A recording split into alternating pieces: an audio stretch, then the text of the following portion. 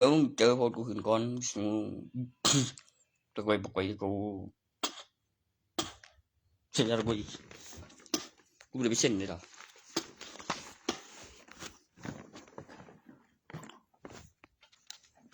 บ่ได้เส้นเลยเด้อบ่ได้เส้นบ่ได้เส้นมันบ่เป็นอยู่ดอกตัวนั้นมันต้องเป็นผู้สาวเป็นพยานแล้วใส่นี่บ่มันก็บ่เซาถ่วงนำได้ต้นมันแบบมันมีทุนมามีถอนก็เป็นพยานต้นแล้วได้ความสามารถไว้ก็สามารถสิหามาได้ต้นมีแก่ดอกเลยมีก่อนแล้วก็แล้วไว้เนี่ยทำเองบ่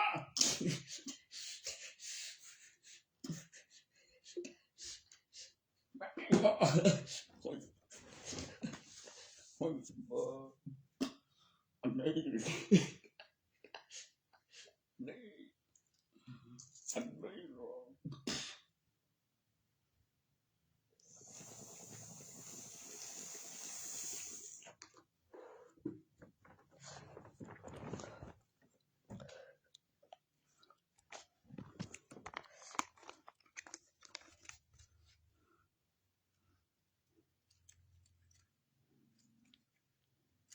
กับโตกูบ่ลืมเลย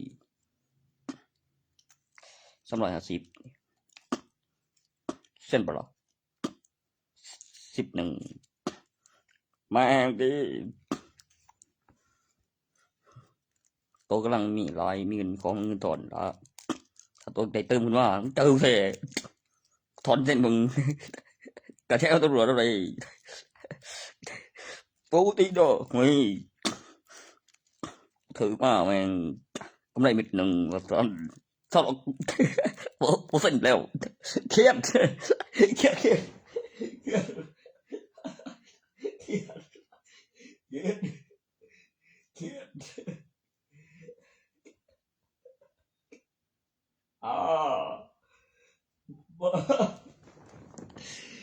ว่ามึงถึงตีกูเนี่ย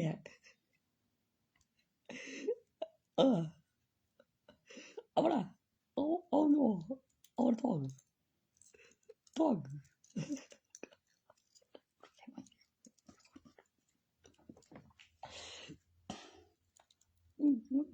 ึงเอาคนที่เกินไปมึงเอาเป็นคนที่เกินไปที่เกินไปยังไปหรอก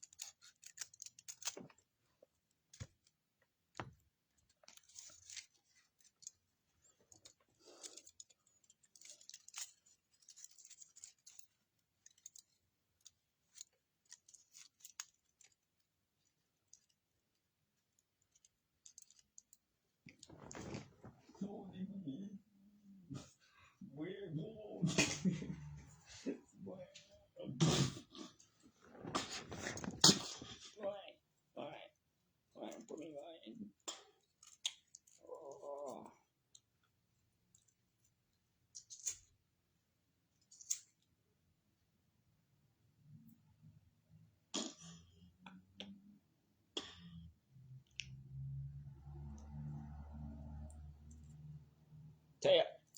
เฮ้ยบ่ยอมแท้ไอ้นั่นบ่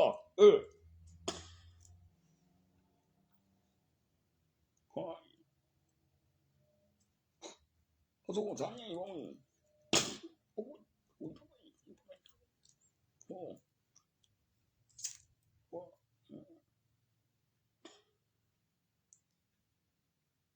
โอ้ยบ่ได้ยินเสียงบ่กูสอนอีกสั่นนึงอยู่เทิงฟ้าอยู่บ่ไกลมันสิแปลกหยังมันมีประกาศเสียงเอาพยานโบยแล้วก็นั่งเล่งมึงมันเจนเฮาจำบ่ได้จังได๋ตีกองใส่ไหนมวยเนาะยังดี เบิ่งโอเคโอ้บ่แม่นมันร้อนกูติกูบ่ร้อนมึงเด้อโอ้ย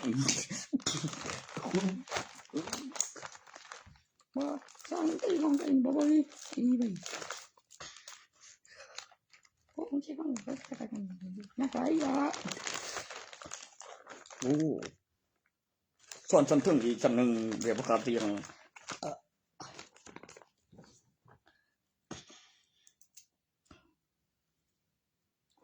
น้อยถ้าเบิ่งตัวใดมันสิปุ่งบ่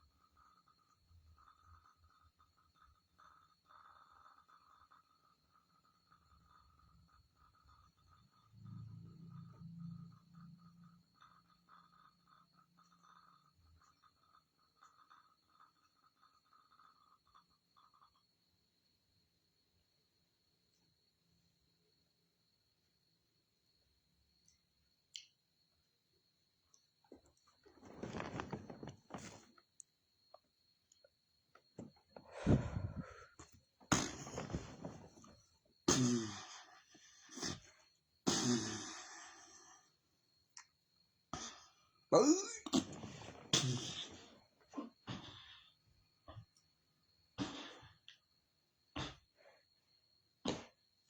โอ้โอ้เที่ยว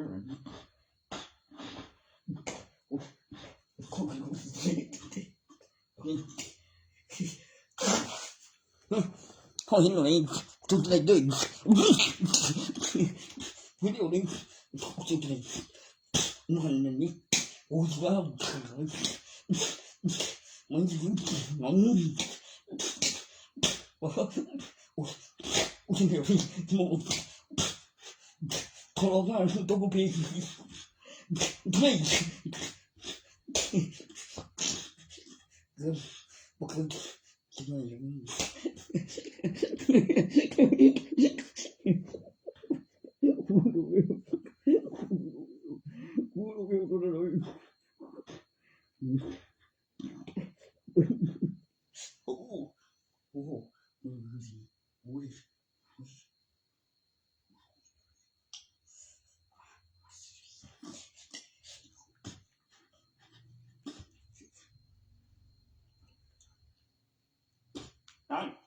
โอ้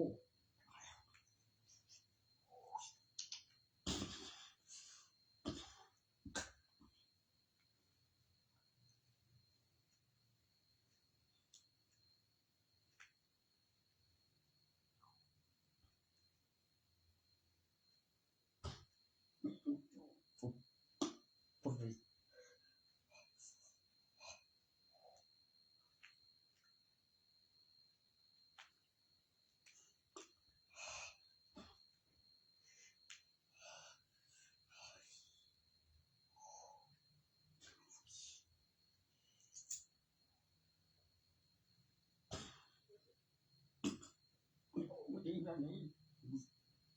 มีประโยชน์ดีพอยังกูนะโอ้โหยังกูกันเนี่ย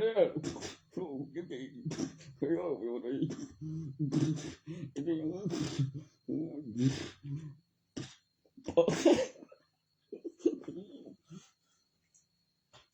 งไม่ได้ที่ดีดู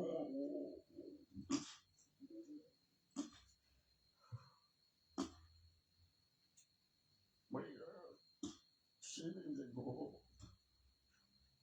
ยังมีประโยชน์ตลอดปัดไปเองหมดยังนี่ได้ทัน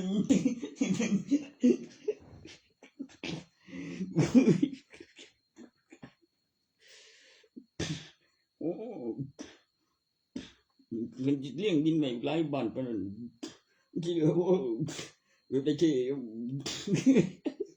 โ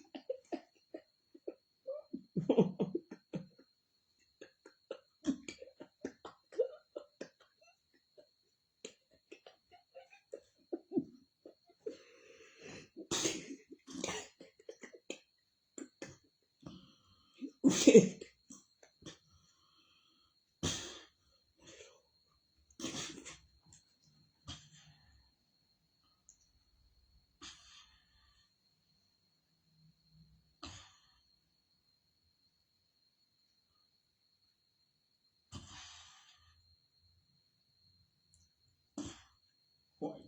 คือ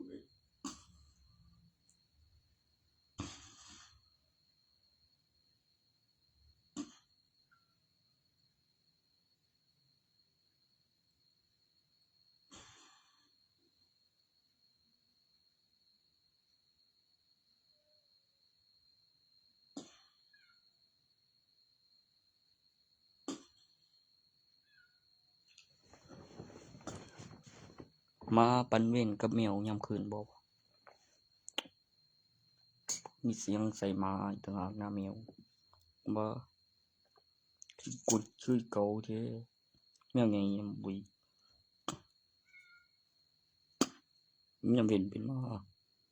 กูเห็นยามคืนหรือเป็นแมวบ่วะสักสิแปลกๆแล้วสัตว์ในบ้านกู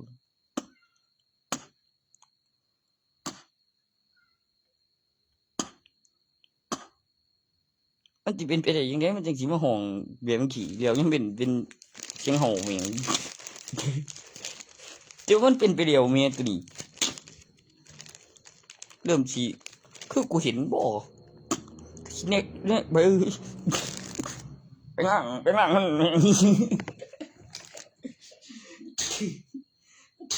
โอ้ย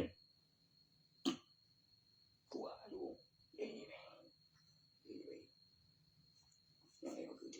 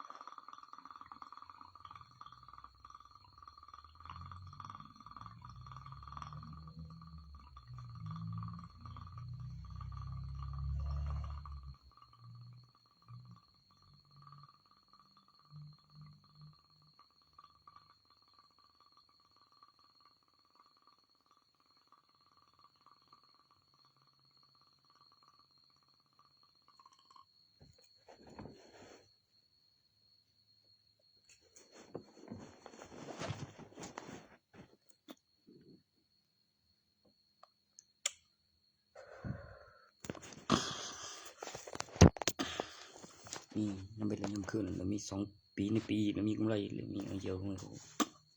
มีของเป็นดินคนตักสันอินสิ่งของเตรียมสอบเนี่ยคือระบบก็เลี้ยงจำสอบเตรียมสอบเรียบเก็บของหันแล้วมีตัววันมายิงเดียวเกี่ยวอีกคำคือนึง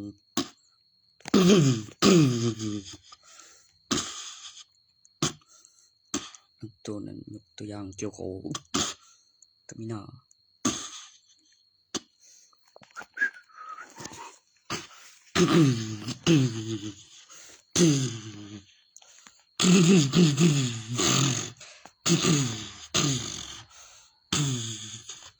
ค่าของแผ่นดิน และสมดุลระบบนิเวศทางธรรมชาติที่ไม่สิ้นสุดที่มีประโยชน์ต่อจักรวาล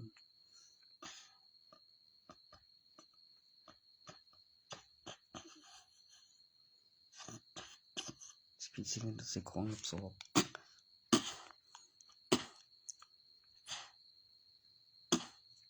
ตรงเวลาเบียดชีเรื่องยูชีเรื่องยูชีเลี้ยวตัดเลี้ยวก็เอาตัวนี้บอกไว้แล้วคือฟันต้นศกแล้วมาอีดีเลี้ยวเก็บเขาเราเดี๋ยวเขาเตรียมศพเลี้ยวเตรียมมองเพชรมองให้ก็บอกไว้กูเห็นรอตีจังหวะตัวไหน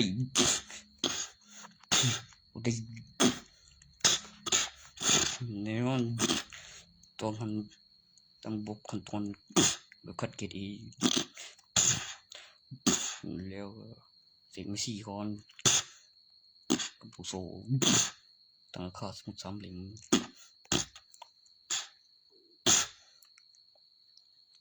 ให้ไฟเน็ต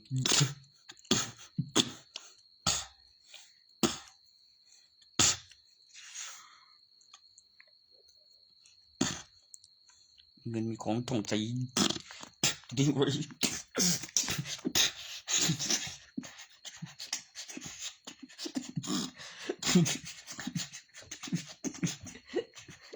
เงินอยู่ตีเร็ว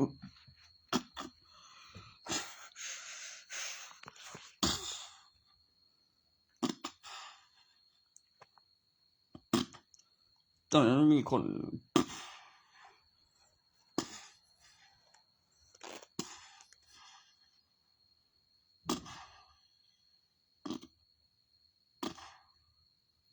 ก็มีผู้บอกไว้ก็มีก็ฟันตอนสอบเลยแต่ในความจริงเตรียมสอบมาเดียวไว้ไกลโจ